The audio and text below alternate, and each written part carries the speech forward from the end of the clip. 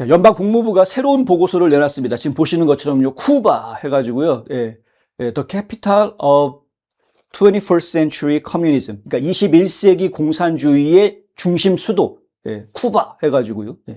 이게 지금 보고서 제목만 봐도 아시겠습니다만 마치 지금 현재 21세기 공산주의를 전 세계에 지금 쿠바가 다 퍼뜨리고 있는 것처럼 그렇게 이야기를 하고 있습니다. 제목만 보아도 딱 느낌이 오죠. 이 보고서는 쿠바가 미국의 정책에 반대하는 시위를 동원할 수 있도록 미국 활동가들의 단체 네트워크를 구축했다라고 주장하고 있습니다. 최근 사례로 미군 기지 그리고 이민세관 집행국 아이스라고 하죠. 이 아이스의 구치소 시설 그리고 연방 건물들에 대해서 시위 계획이 공개적으로 게시가 됐습니다. 실제 시위가 벌어지고 있는데 상당히 수위가 높은 시위가 벌어지고 있죠. 심지어는 뭡니까? 화염병 던지는 거는 이제 흔한 이야기, 보도블록 뜯어가지고 벽돌 던지는 이야기부터 해서 여러 가지 이야기가 나오고요. 거기에 이제는 총기 난사까지, 총까지 쏩니다. 상당히 심각한 수위로 지금 올라가고 있다. 근데 이것이 그냥 어떤 국민들의 개인적인 생각이라든가 개인적인 판단에 의해서 이루어진 행동이라기보다는 매우 조직화되어져 있다. 그런데 그 조직이 하필이면 쿠바의 공산당 조직과 연계되어져 있다는 이야기가 이 보고서에 담겨져 있는 겁니다.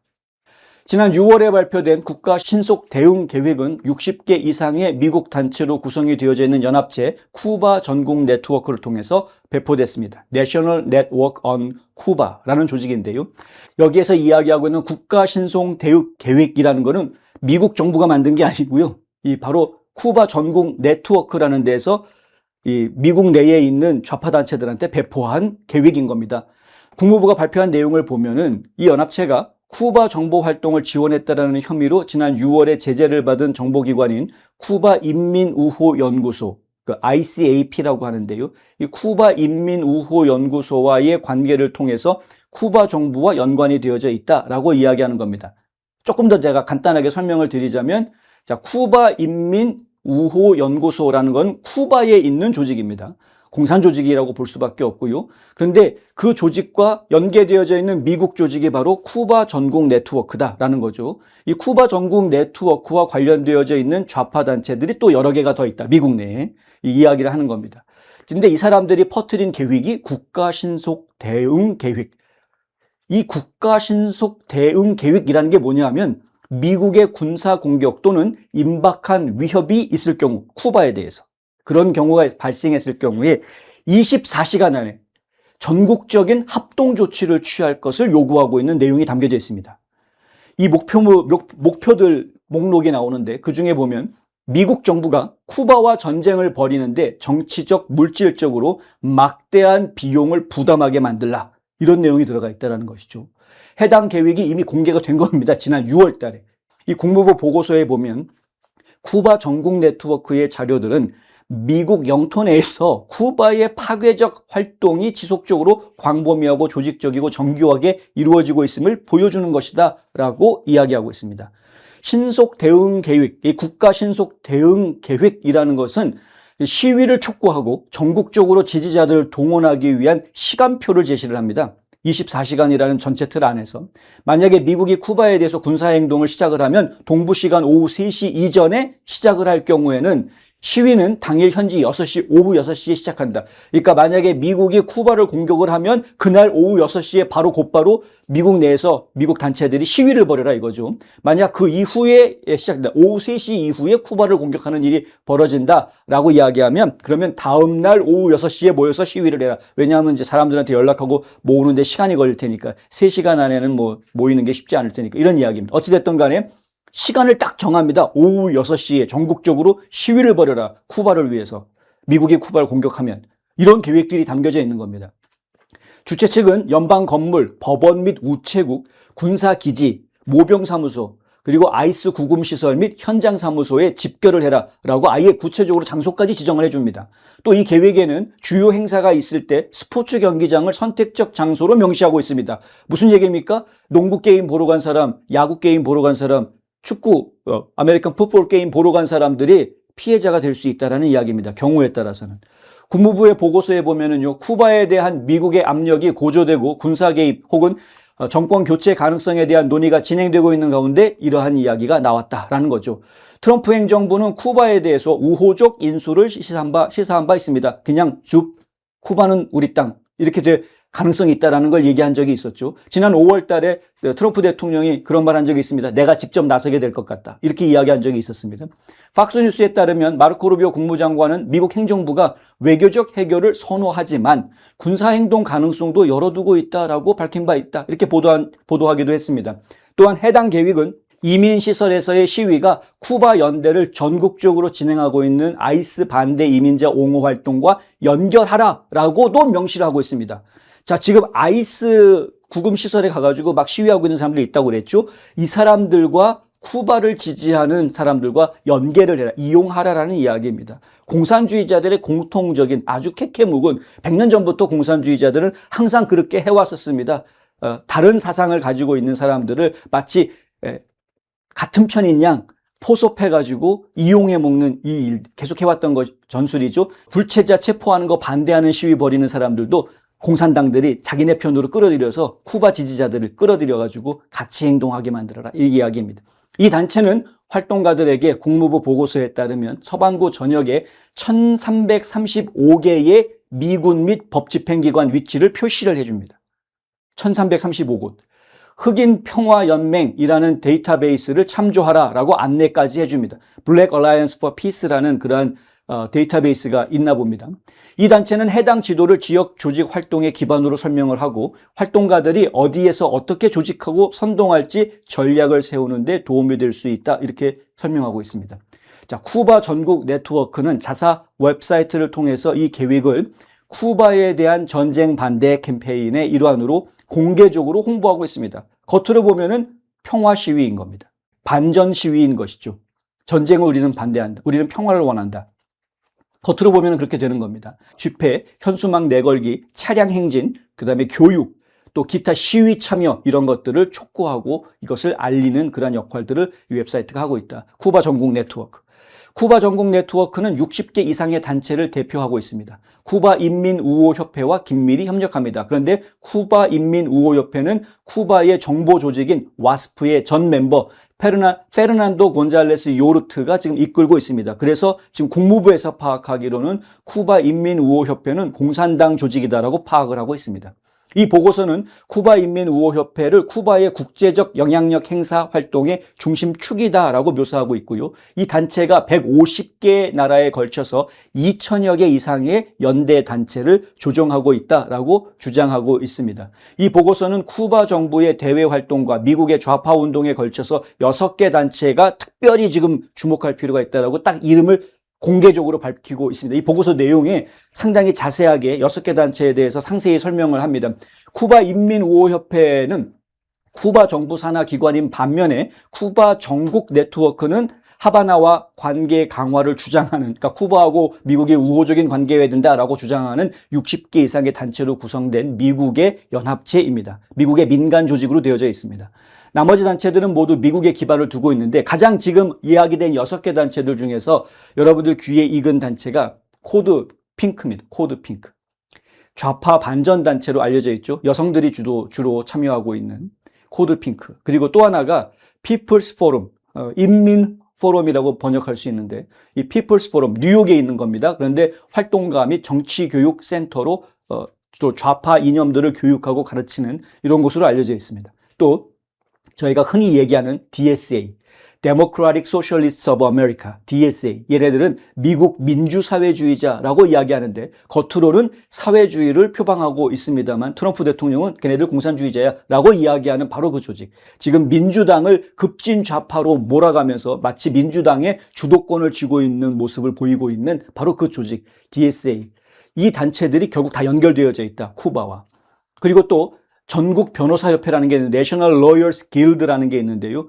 진보 법률 단체입니다. 그러니까 진보주의자들, 그러니까 좌파 변호사들 단체인 것인데 이 단체도 지금 쿠바와 연결되어져 있다. 아까 말씀드린 코드 핑크라든가 DSA나 전국 변호사협회는 그 안에 쿠바 위원회를 따로 두고 있는데 이들이 미국 공산당 및 수십 개의 소규모 단체들과 함께 쿠바 전국 네트워크의 회원으로 등재되어 있다는 것이죠. 각 단체가 이 신속 대응 계획에 어느 정도 관여하고 있는지는 정확하게 이 보고서에 담겨져 있지는 않습니다만은 이 보고서는 이들 단체 간의 중복된 관계, 뭐 한 사람과 한 사람만 아는 정도가 아니라 중복되어져 있는 관계들이 있고 대표단 파견 및 캠페인을 통해서 쿠바가 광범위한 미국 내 활동과 인프라에 접근할 수 있게 된다라고 주장하고 있습니다. 보고서에 따르면 DSA는 쿠바에 여러 차례 대표단을 파견했는데 그중에 2023년에 방문한 대표단은 회원들이 미구엘 디아스 카넬 쿠바 대통령과 비공개 회동을 갖기까지 했다. 쿠바 각 부처와의 공식적인 소통 채널 구축을 모색했다고 합니다. 그러니까 완전히 이것만 보고 이야기하면은 쿠바 공산당의 미국 내 스파이 조직을 만드는 것 같은 그런 느낌을 저희가 받을 수밖에 없는 것이죠. 다만 보고서는 DSA가 쿠바 정보기관에 의해서 창설됐거나 통제된 단체는 아니라고 분명하게 밝히고는 있습니다. 하지만 쿠바에 대한 지지는 주로 이념적 차원에서 비롯된 것이었다. 이념적 차원이라는 게 뭡니까? 결국은 이들이 겉으로는 사회주의를 표방하고 있지만 실질적으로는 공산주의를 품고 있기 때문에 지금 쿠바가 가지고 있는 공산주의, 인민사회주의죠. 인민사회주의 개념을 동조하고 있는 사람들이라는 거죠. 마르크스주의부터 시작해가지고 교육을 똑같은 교육을 받았습니다. 이 사람들이 다. 이게 문제가 되는 겁니다. 한편 인민포럼, 그러니까 피플스 포럼은 쿠바 지지운동, 아이스 반대 및 친팔레스타인 운동을 연결하는 주요 조직 거점으로 묘사가 되고 있습니다. 보고서에 따르면 이 단체는 수십 년간 미국 활동가들을 쿠바로 이송해온 벤세레모스 여단, 이게 이제 군 조직 같은 거죠. 이 조직의 재정 후원자 역할을 해왔다고 합니다. 쿠바 고위 관리들과 면담한 대표단 조직을 지원해왔던 겁니다. 미국이란 나라가 워낙에 인권을 중요하게 생각하고 행복 추구권 이런 것들을 다 보장해주는 아주 좋은 민주주의 국가이다 보니까 자유민주주의 국가이다 보니까 그 안에서 그 자유민주주의의 시스템 안에서 본인들이 하고 싶은 걸 다 하고 있었던 그런 상황인데 이것이 지금 상황에서 보면은 국가 안보에 상당한 위협이 되고 있는 모습으로 지금 비춰지고 있다. 보고서에 보면은요, 코드핑크와 전국 변호사협회 역시 쿠바 대표단 활동에 참여하고 미국의 쿠바 경제 봉쇄에 반대하는 캠페인에 동참해 왔습니다.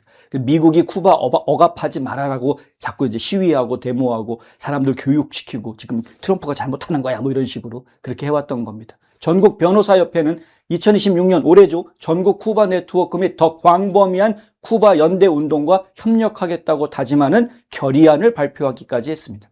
이 보고서는 미국에 기반을 둔 단체들에 대한 제재나 법적 조치를 발표하지는 않았습니다. 100페이지 분량의 보고서인데 이 100페이지 분량 내용 중에 이런 사람들이 있다라고 나열하는 것으로 끝납니다. 이들이 이런 활동을 했다라고 끝납니다. 근데 그 내용을 보면은 야, 미국 내에 지금 쿠바 간첩들이 상당히 많이 활동하고 있구나라는 느낌을 안 받을 수가 없습니다. 그 근거 자료의 상당 부분은 공개 기록, 단체 자료 및 기존 보도에서 나온 겁니다. 이미 객관적으로 다 검증된 자료들이란 이야기입니다. 보고서의 핵심 결론은 뭐냐? 쿠바가 전통적인 첩보 활동, 정치적 옹호 활동, 이념적 영향력 행사를 모두 미국을 상대로 한 단일한 장기 캠페인의 일부로 취급하고 있어 왔다. 그러니까 쿠바는 이미 미국 내에서 첩보 활동을 계속 해왔다. 스파이 활동을 계속 해왔다. 미국 사람들을 이용해서. 트럼프 행정부는 2026년에 압박 캠페인을 대폭 확대했습니다. 트럼프 대통령은 1월에 쿠바에 석유를 공급하는 국가들로부터 수입품에 관세를 부과하는 행정명령에 서명한 바 있습니다. 지난 5월에는 오랫동안 지속되어 왔던 미국의 무역 금수 조치에 더해서 쿠바 경제의 핵심 부문에서 활동하거나 이를 지원하는 외국 기관을 대상으로 한 제재를 추가로 단행했습니다. 이른바 세컨더리 보이콧을 단행하기 시작한 것이죠. 자, 이제 몇 가지 좀 이야기를 저희가 드려야 되겠는데 이게 한국과 다 연결이 됩니다. 코드핑크의 공동 창립자 조디 에반스는 여성입니다. 코드핑크는 여성들이 주로 참여하는 반전단체 평화단체로 알려져 있는데 이 조디 에반스 창업자의 남편이 누구냐? 그 유명한 네빌 로이 싱엄입니다. 네빌 로이 싱엄. 중국에 살고 있습니다. 미국 국적자입니다. 엄청난 부자입니다. 그 돈을 지금 다 좌파 활동에 쓰고 있습니다. 자금 네트워크에 대한 수사를 지금 벌이고 있는 중입니다. 이 사람이 지금 돈을 엉뚱한 데 쓰고 있다 해가지고 미국에서 지금 수사를 진행 중인데, 맨하튼의 연방 대배심은 싱엄의 네트워크와 관련된 잠재적인 외국 대리인법 및 세법 위반 혐의를 지금 조사 중이다라고 지금 이야기가 나와 있습니다. 조사를 시작한 지가 좀 됐습니다. 작년부터 이미 조사가 시작이 됐으니까 한 1년 남짓 조사가 진행이 되고 있는데, 아직까지 발표가 나오지 않는 것은 조사가 마무리가 안 될 정도로, 그렇게 오랜 시간 동안 조사를 할 정도로 꺼리가 많다라고 저희는 이해를 합니다. 왜냐하면 싱엄이 지금 해외로 빠져나가서 해외에서 미국에다 돈을 보내면서 좌파 단체들을 지원해 온 게 하루 이틀이 아니기 때문에. 그리고 이 조디 에반스라는 부인과 만나서 결혼한 것도 2017년입니다. 그러니까 지금 약 10년 좀 안 되는 한 9년 정도 극좌 활동을 아주 조직적으로 지금 지원해 왔던 것으로 저는 이해를 하고 있습니다. 그러니까 상당히 많은 활동들이 지금 있었던 것이라서요. 조사에도 시간이 좀 걸리는 것으로 보이는데, 어쨌든 코드 핑크는 그러한 상황. 하지만 이제 코드 핑크는 아직 공식적인 수사 대상으로 지목되지는 않았고 기소가 되지는 않았습니다. 다만 코드 핑크의 창업자의 남편이 지금 문제가 되고 있고 조사 대상으로 올라 있다라는 이야기. 또 재무부는요, 제재 위반 가능성을 검토하는 과정에서 코드핑크 공동 창업자인 메디아 벤자민이라는 사람한테도 지난 3월 달에 쿠바로 향한 원조 호송대에 대한 정보를 요청한 상태입니다. 조사가 들어가고 있는 거죠. 코드핑크는 어떠한 위법 행위도 없었다라고 부인하고 있습니다. 그리고 쿠바 내의 물자 부족 사태가 악화되는 가운데 인도적인 지원을 해준 것이다, 이렇게만 주장하고 있습니다. 하지만 상당히 의심스럽다라는 지적이 나오고 있는 거죠. 논란은 여기서 멈추지 않습니다. DSA와 코드핑크는 한국의 좌파 단체들과도 연결되어져 있기 때문입니다. 이들은 외형상으로는 반전평화 구호를 외치지만 실질적으로는 반제국주의를 외칩니다. 반제국주의. 바꿔서 이야기하면 반미운동에 연대를 하고 있는 것입니다. DSA 국제위원회 홈페이지, 저희가 예전에 한번 보여드린 적이 있습니다. NNP 뉴스에서. DSA의 국제위원회 홈페이지에 들어가면은요, 한국연대 프로그램이라는 페이지가 있습니다. 여기에 보시면은 이런 말이 나옵니다. DSA는 코리아 피스 나우, 국제전략센터, Women Cross DMZ, 노두돌, 이런 많은 한국 단체들과 함께 미국의 대북 여행 금지령 해제, 미국 시민들이 북한 여행할 수 있게 해달라는 거죠. 그다음에 제재 해제, 지금 김정은 정권에 대해서 제재하고 있는 거 해제해달라는 겁니다. 한국전쟁 종식을 위한 공식적인 움직임을 촉구하고 있습니다. 종전선언해라 이거죠. 이들이 주장하고 있는 내용입니다. 반전단체고 평화단체라는 것까지는 알겠는데 실질적인 내용을 보고 있으면은 북한에 이롭고 미국에는 하나도 도움이 안 되는 그러한 주장을 하고 있는 겁니다. 더 나아가서 우리는 DSA 정치 강령을 통해 미군의 해외 주둔 및 기지에 반대한다, 이렇게 이야기합니다. 그러니까 주한미군뿐만이 아니라 전 세계에 있는 미군들이 나가 있는 거 반대한다는 겁니다. 해외 주둔하고 있는 미군들 다 미국 데려와라 이겁니다. 그리고 평화조약을 통해서 한국전쟁을 공식적으로 종식시키고 대다수 한국인의 지지를 받고 한국 좌파와 대중운동의 투쟁의 산물인 한국의 평화와 화해 과정을 지지한다라는 공약을 확인한다, 이렇게 되어져 있습니다. 지금 이들이 주장하고 있는 내용을 문자 그대로 해석을 하면은요, 대한민국의 역사는 좌파들의 역사로 지금 이야기를 하고 있는 겁니다. 한국이 건국이 된 게 1948년이니까 1948년부터 지금까지 약 78년 정도의 역사를 이들은 무엇이라고 이야기하느냐? 좌파의 역사로 이야기하는 겁니다. 이들이 주관하고 있는 행사에는 코드핑크도 항상 연대를 합니다. DSA가 관련이 되어져 있는 한국 단체들, 한인 단체들, 코드핑크가 항상 같이 따라다닙니다. 코드핑크와 한국 좌파 단체들은 한미연합 군사훈련을 중단하라라고 시위를 벌이기도 했고요. 평화협정 체결하라, 그리고 북한에 대한 제재를 해제하라라는 시위를 벌이기도 했습니다. 주한미군 철수하고 사드 기지 반대한다라는 운동을 펼치기도 했습니다. 심지어 미국 단체들의 이 활동을 보면 미국 내의 반전 여론을 환기해서 한국 좌익 진영의 주장을 워싱턴 정가나 국제사회에 전달하는 통로 역할로 지금 여기고 있는 그런 상황입니다. 그러니까 조직적으로 한국 좌파의 목소리를 미국의 워싱턴 정가에 전달하고 있는 조직으로 코드핑크나 DSA 같은 조직들을 연대해서 지금 활용하고 있다라는 이야기죠. 미국에 있는 한인 좌파 단체들이. 그 미국에 있는 한인 좌파 단체들, 제가 말씀드렸던 단체들이 바로 여기입니다. 코리아 피스 나우라는 조직이 있습니다. 그다음에 국제전략센터라는 곳이 있고요. 그리고 위멘 크로스 DMZ, 위멘 크로스 DMZ는 좌파들한테는 막 완전히 숭상받는 와 매우 훌륭한 단체 뭐 이런 식의 이야기를 하고 있는 그런 곳이 있고요. 노두돌 기억나십니까? 작년 여름이었나요? 그 타임스퀘어, 뉴욕 타임스퀘어에서 반미 시위 벌였던 바로 이런 사람들이 지금 DSA나 코드 핑크하고 연결이 되어져서 지금 미국 내에서 한국의 좌파들의 목소리를 지금 내고 있는 그러한 조직들이다라는 겁니다. 심지어 이 미국 단체들의 활동은 미국 내 반전 운동을 역이용해가지고, 그러니까 여기에 참여하는 미국 시민들은 사실은 그냥 평화 운동이고 반전 운동이니까 이게 좋은 거다라고 생각하고 참여하는 분들이 분명히 있었을 겁니다. 그런데 그 사람들이 철저하게 이용당하는 것이죠. 국무부와 미국의 보수 진영은 이들의 연대를 친북, 친중 성향의 극좌 전선이다 이렇게 보고 있습니다. 아주 강하게 비판할 수밖에 없죠. 오랜 시간 미국 내의 친북 및 극좌 단체와 활동가들의 활동을 조사해온 전문가 중에 전문가 로렌스 팩이라는 분이 있습니다. 지금 북한 자유연합에 고문을 하고 있는데 이 로렌스 팩이라는 분이 지난 주말에 펜앤마이크에다가 기고를 냈습니다. 그 기고 내용에 보면은 미국의 광적인 친북 청년 단체인 노두돌이 2023년과 그 이전 해에 그랬던 것처럼 올해 8월에도 다음 달입니다. 올해 8월에도 대표단을 한국에 보낼 것이다. 이렇게 쓰고 있습니다. 트럼프 대통령은 북한 여행 금지 조치를 내린 바 있습니다. 2017년에.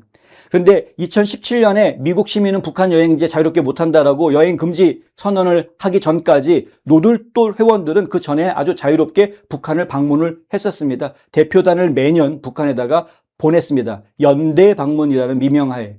노골적으로 공산주의 활동가들을 지지해온 단체인 거다라고 로렌스 팩은 주장하고 있습니다. 근데 그런 한인 단체들이 한두 개가 있는 게 아니다. 아까 말씀드린 여러 개 조직들이 있습니다. 이들이 서로 이름은 다 다른데 그런데 서로 돌아가면서 행사를 주최를 하고요. 이들이 주최할 때마다 이 단체들이 다 한꺼번에 모여듭니다. 그러니까 한 단체가 1년에 한 번만 행사를 개최하지만 만약에 10개 단체가 1년에 한 번씩 개최를 한다 그러면 1년에 10번 집회가 열리는 그런 상황이 되는 것이죠. 이게 지금 조직화되어져 있습니다. 좌파들의 조직이라는. 이렇게까지 조직화되어져 있다.